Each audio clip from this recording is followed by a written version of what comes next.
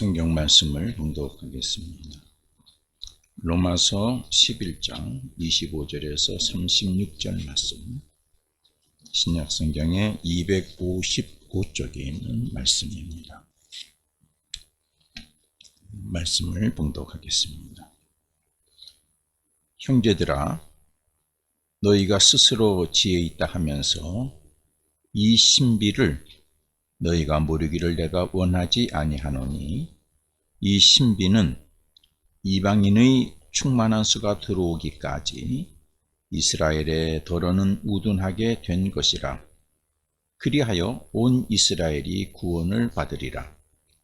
기록된 바 구원자가 시온에서 오사 야곱에게서 경건하지 않은 것을 돌이키시겠고, 내가 그들의 죄를 없이 할 때에 그들에게 이루어질 내 언약이 이것이라 함과 같으니라.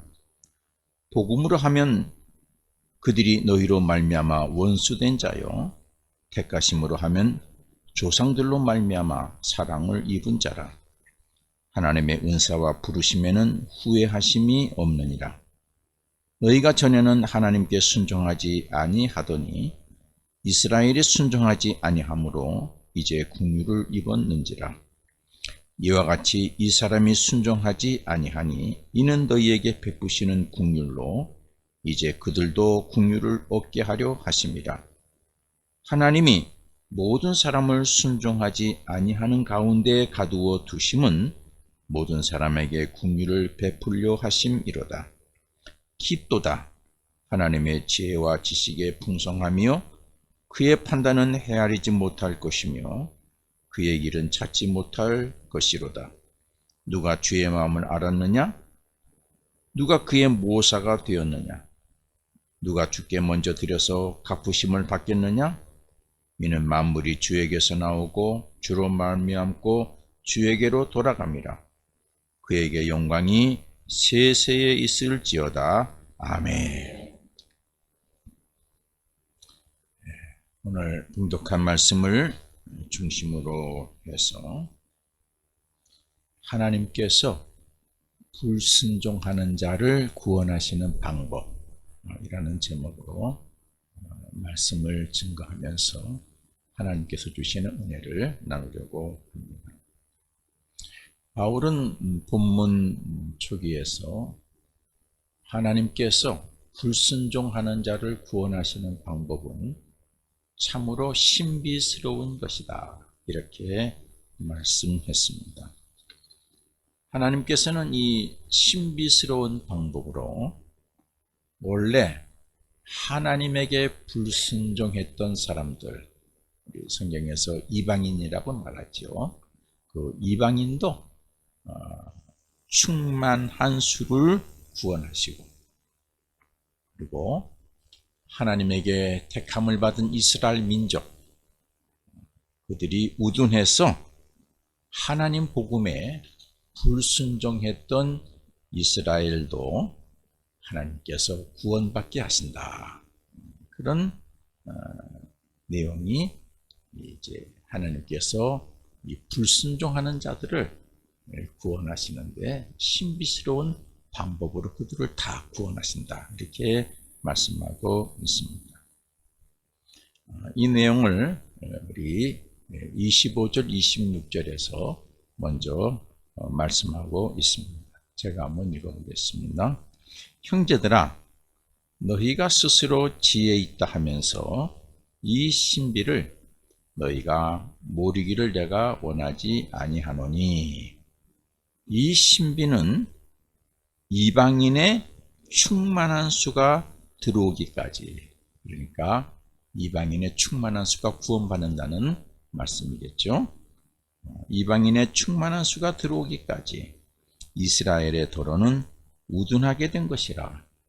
이스라엘의 도로가 우둔하게 됐다 하는 것은 이들이 하나님 앞에 불순종했다 하는 것입니다. 그리하여 온 이스라엘이 구원을 받으리라. 우둔하게 된 이스라엘도 구원을 받게 된다, 그런 말씀이 되겠습니다.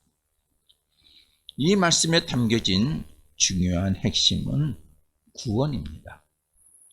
하나님이 긍휼을 베푸시고 하나님이 신비스러운 방법을 행하시는 핵심은 구원하기 위해서다라는 것이죠. 하나님께서는 불순종하는 백성일지라도 그들이 이방인이든 하나님이 택한 백성이든 불순종하는 백성일지라도 그들도 구원하시기를 원하신다는 말씀이 되겠습니다. 그래서 하나님께서 불순종하는 백성에게 신비한 방법을 사용하셔서 그들을 구원하신다는 말씀이 되겠습니다. 여러분이 신비라고 하는 단어의 뜻을 다 알겠습니다만은 어떤 일이나 현상에서 우리가 이성이나 합리적인 사고로 해석할 수 없는, 설명할 수 없는 그러한 것을 가리켜서 우리가 신비라고 말합니다. 마찬가지로 우리 믿는 사람도 하나님께서 불순종하는 자를 구원하시는 방법은 도저히 우리가 쉽게 해석이 안 된다. 이성적으로 또 상식적으로 우리가 설명할 수 없는 그런 방법으로 하나님은 그들을 구원하신다는 말씀이 되겠습니다. 그럼 하나님께서 불순종하는 자를 구원하시는 구체적인 방법이 무엇이냐? 그것은 32절에 소개하고 있습니다. 여러분 32절 한번 다 같이 보시기를 바랍니다.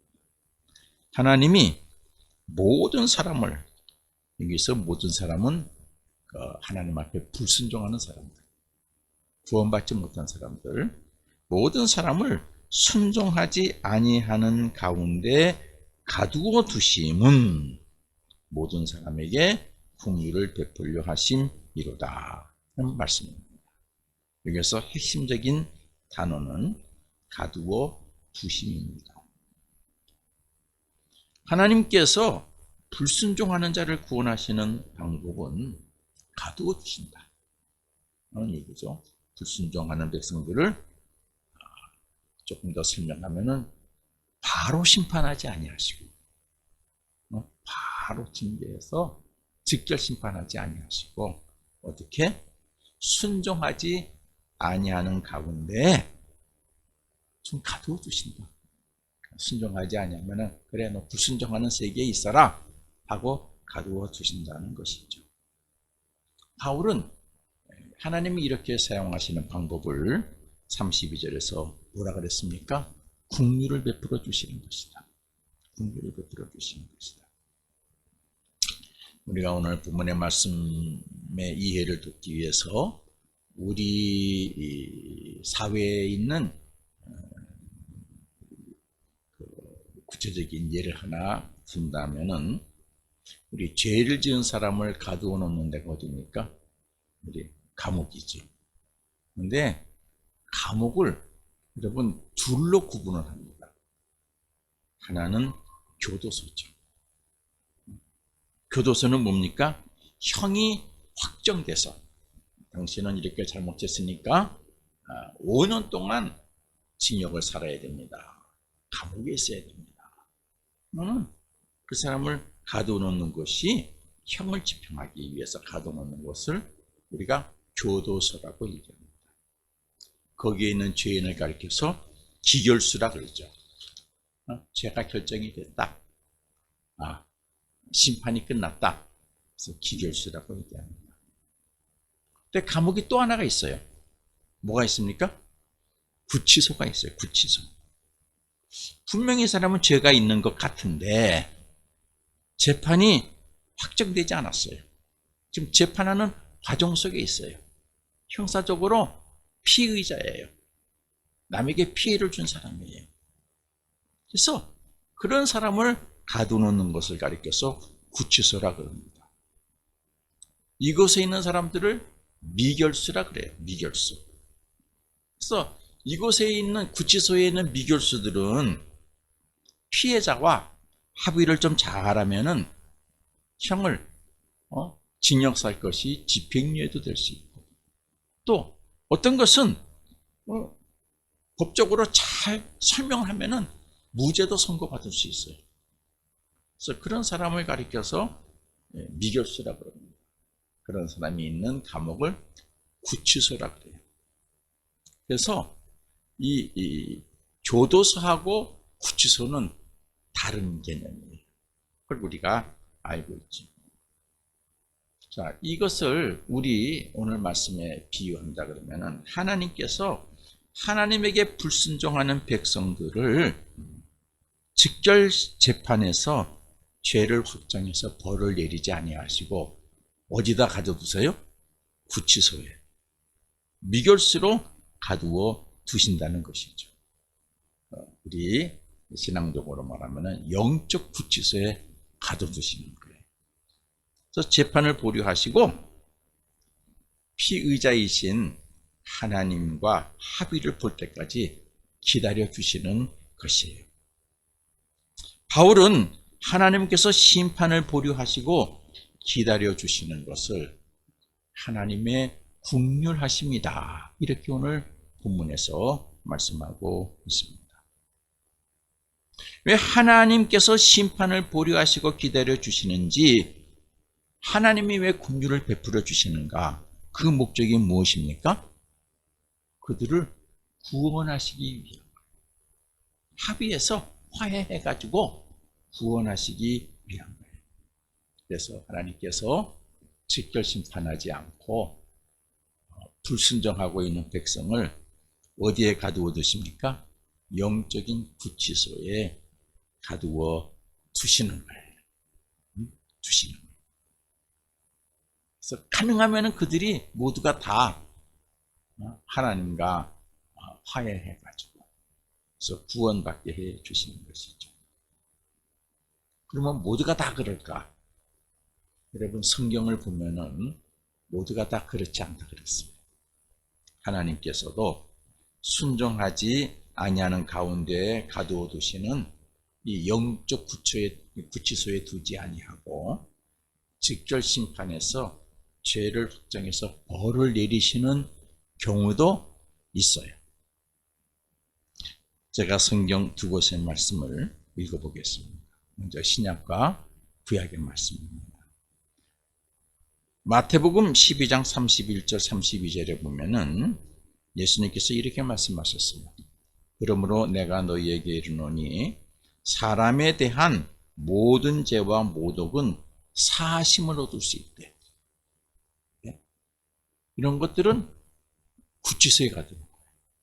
그러나 성령을 모독하는 것은 사심을 얻지 못하겠고, 성령을 모독하는 것. 누구든지 말로 인자를 거역하면은 사심을 얻대.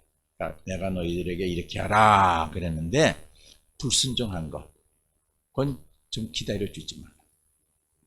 누구든지 말로 성령을 거역하면, 하나님을 거역하고 하나님을 모독하면은 이 세상과 오는 세상에서도 사심을 얻지 못하리라.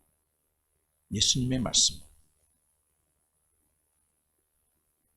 여러분, 우리가 하나님의 말씀에 불순종해서 세상적으로 좀 살 수 있어요. 그렇죠? 혼날 수 있어요. 그런데 나 이제 하나님 안 믿어 하고 우상을 섬기는 것은 하나님을 모독하는 거예요.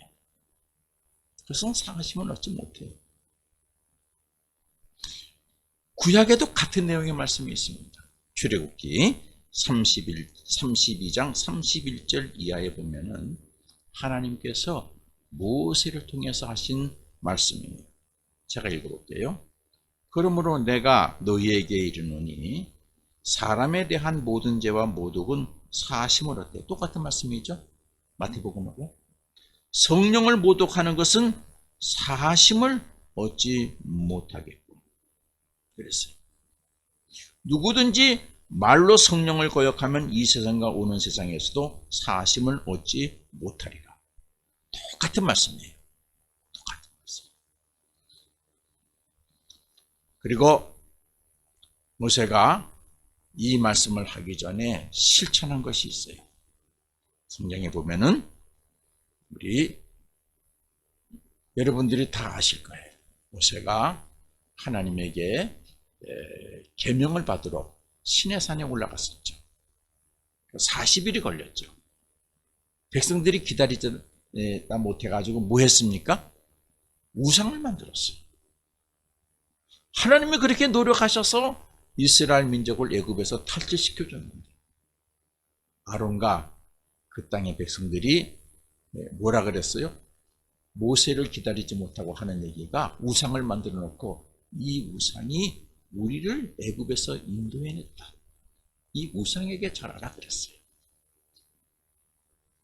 하나님이 화를 내셨죠.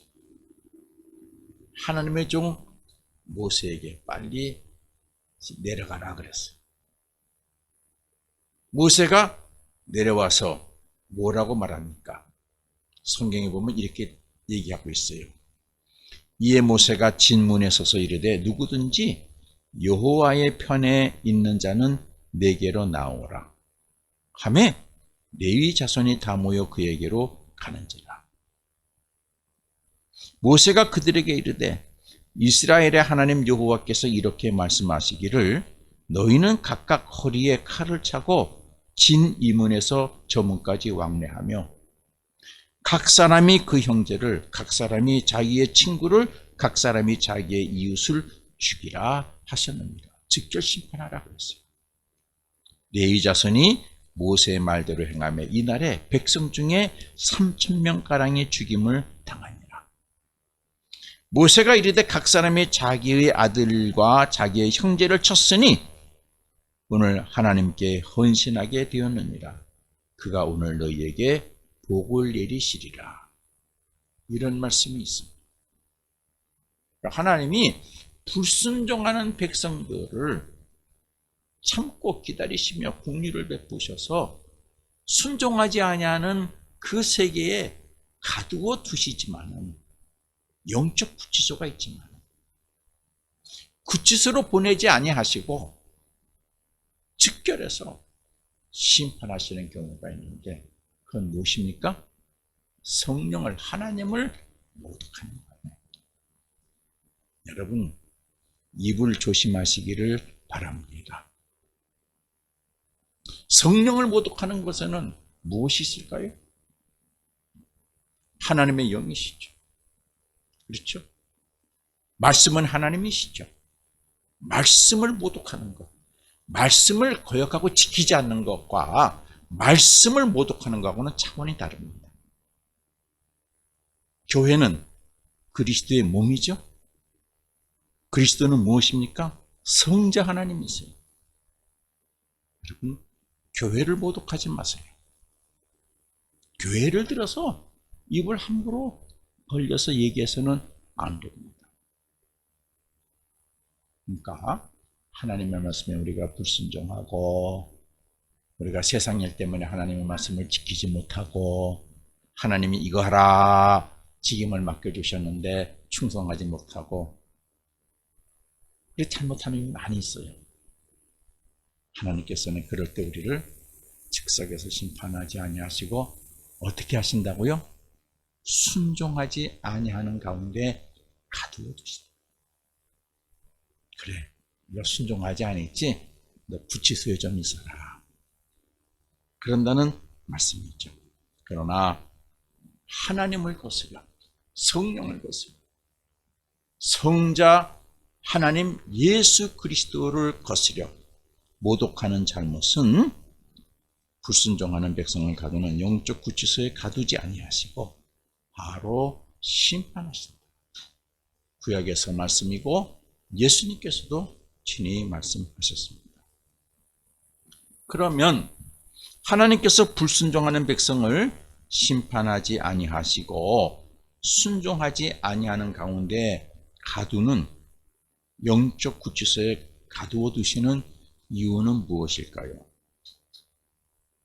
여러분, 사람이 좀 잘못해가지고 구치소에 가 있으면은 어떤가요? 자유하지 못해요. 세상의 것을 누리지를 못해요. 그렇지 않습니까? 마찬가지예요. 가두어 두시기 때문에 단절되는 것이 있어요. 영적 구치소에 가두어지게 되면은 단절되는 것이 무엇입니까? 지난주 설교 말씀을 연결해서 말씀을 드리면은 하나님의 인자하심이에요. 하나님의 인자하심. 여러분, 참 감람나무에 접붙인 가지에게 주시는 것이 뭐라 그랬어요? 하나님의 인자하심의 영양분이라 그랬어요. 우리가 하나님 앞에 불순종해서 순종하지 아니하는 무리에 가둬지게 되면은 무엇과 같습니까? 참 감람나무에서 잘려낸 가지와 같아요.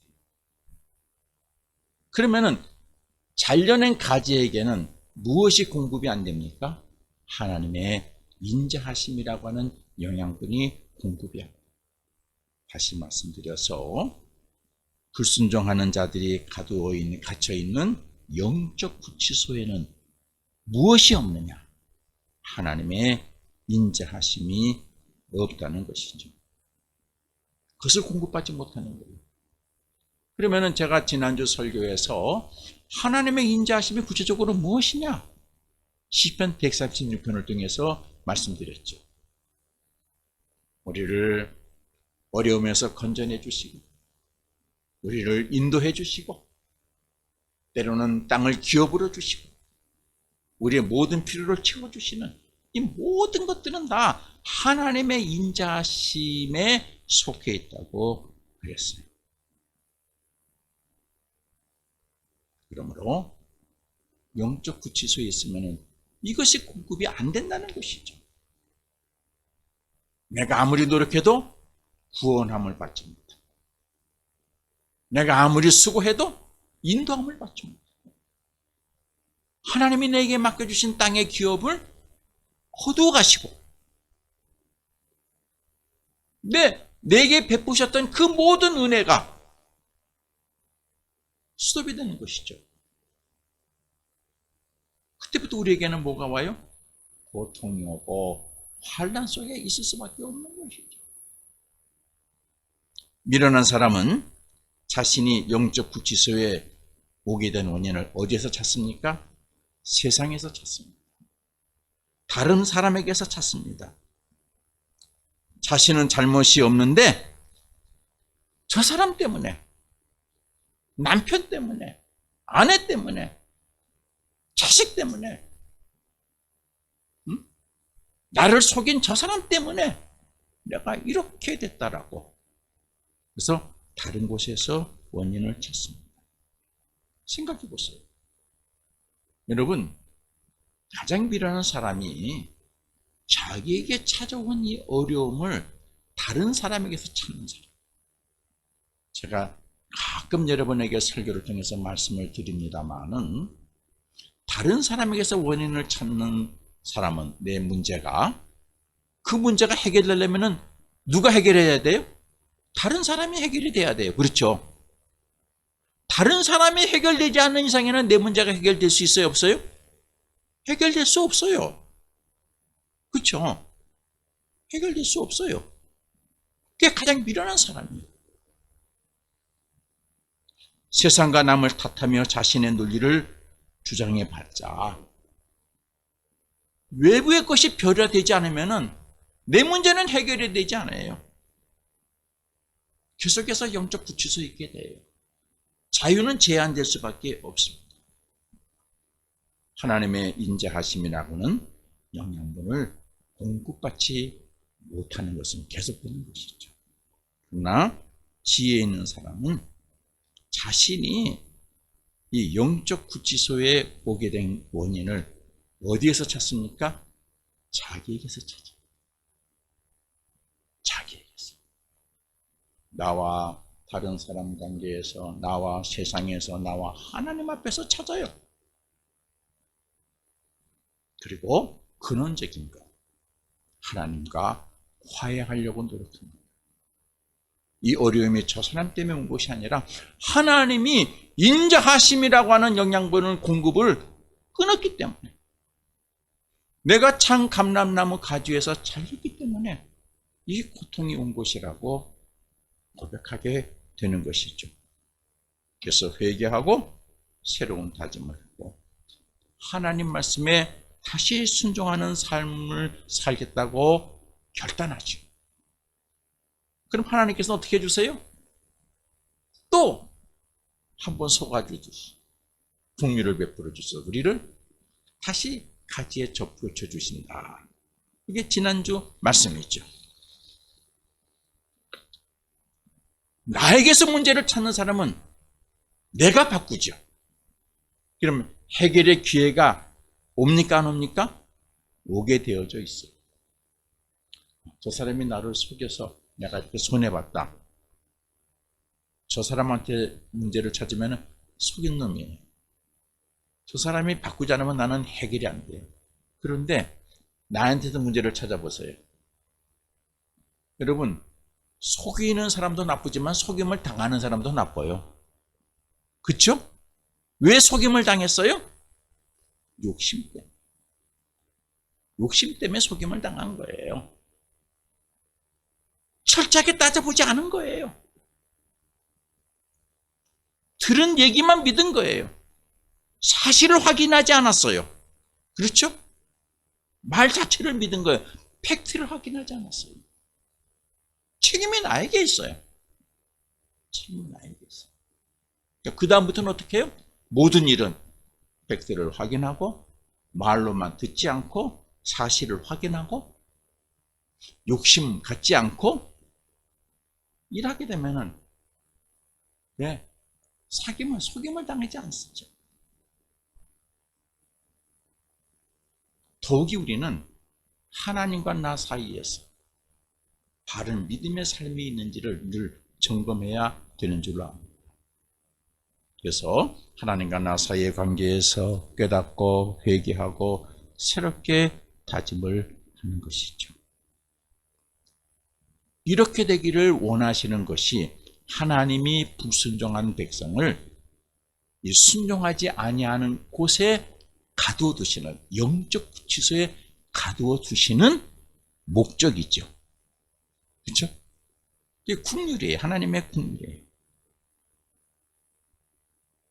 여러분, 이 하나님의 크신 사랑을 여러분들이 깨닫게 되기를 바랍니다.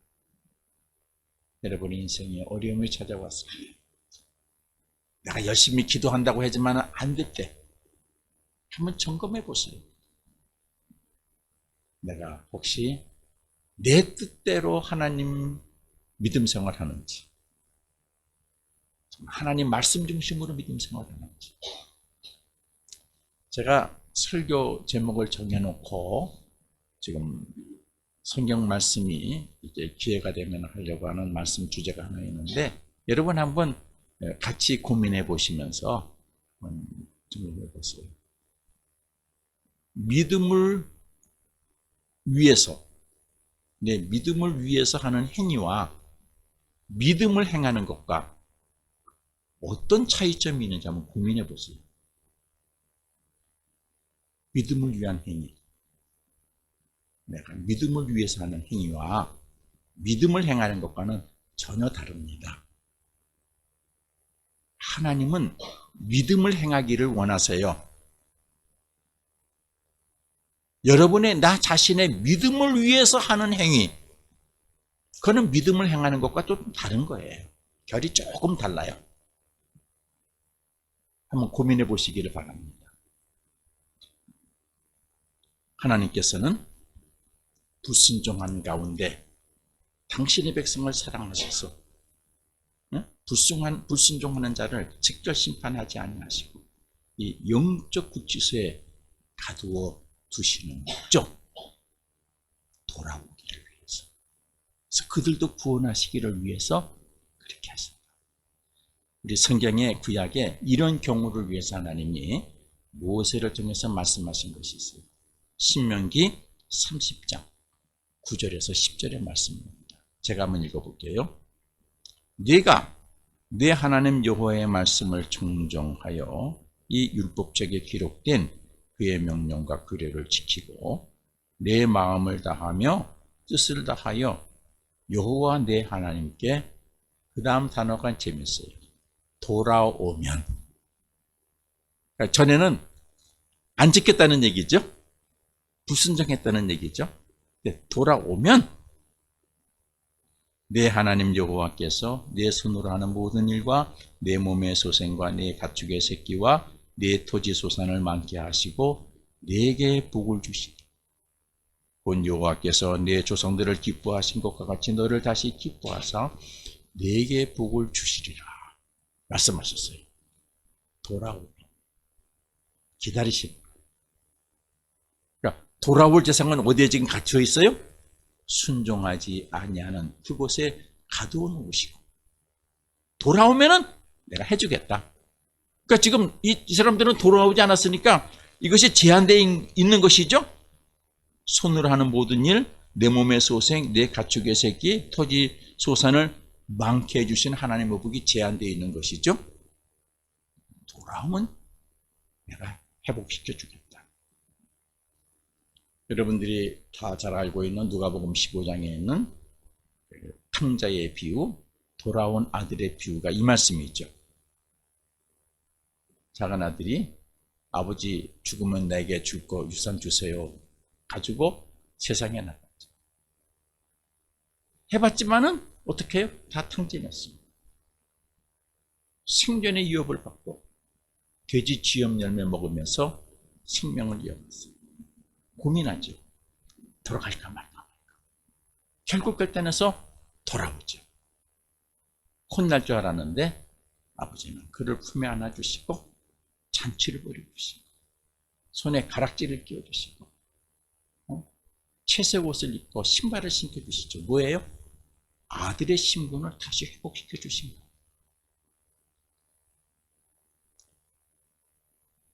교우 여러분, 지금 나의 믿음 자리가 말씀을 순종하는 믿음의 삶이기에 참 감람나무에 붙어있는 가지가 되어서 하나님의 인자하심이라고 하는 영양분을 받고 사는 믿음의 삶인지 한번 점검해 보시기를 바랍니다. 아니면 혹 내가 하나님의 말씀을 지키지 않고 있기에 하나님께서 나를 이 불순종하는 자들 그 가운데 두시고 있지는 않은지 영적 구치소에 있게 하시지는 않은지 그래서 하나님의 인자하심이라고 하는 영양분이 나에게 공급이 중단되고 있지는 않은지 한번 점검해 보시기를 바랍니다.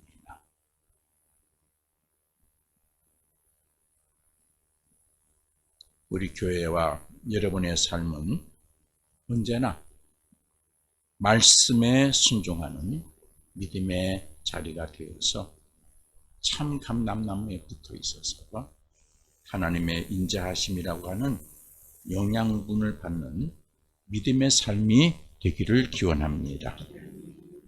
혹 내가 불순종하는 자리에 가두어져 있음을 여러분들이 깨달았다고 하면 속히 우리 모두는 예수 그리스도 십자가 아래서 회개하고 다시 구원의 길에 서서 하나님의 인자하심을 누리는 삶을 살게 되기를 바랍니다.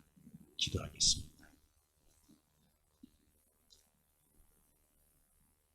하나님께서 불순종하는 자들을 구원하시기 위해서 신비한 방법을 사용하시는데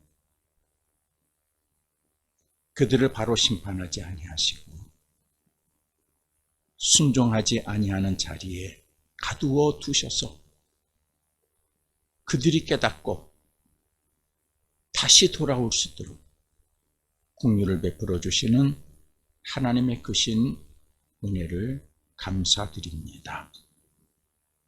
우리가 사는 것은 우리의 의지와 우리의 능력으로가 아니라 하나님의 인자하심으로 살아감을 늘 고백하게 하시고 우리가 하나님 사랑 안에 하나님 말씀에 순종하는 삶의 자리에 늘 있을 수 있도록 성령께서 우리를 돌보아 주시기를 간구합니다. 예수 그리스도의 이름으로 기도드립니다. 아멘.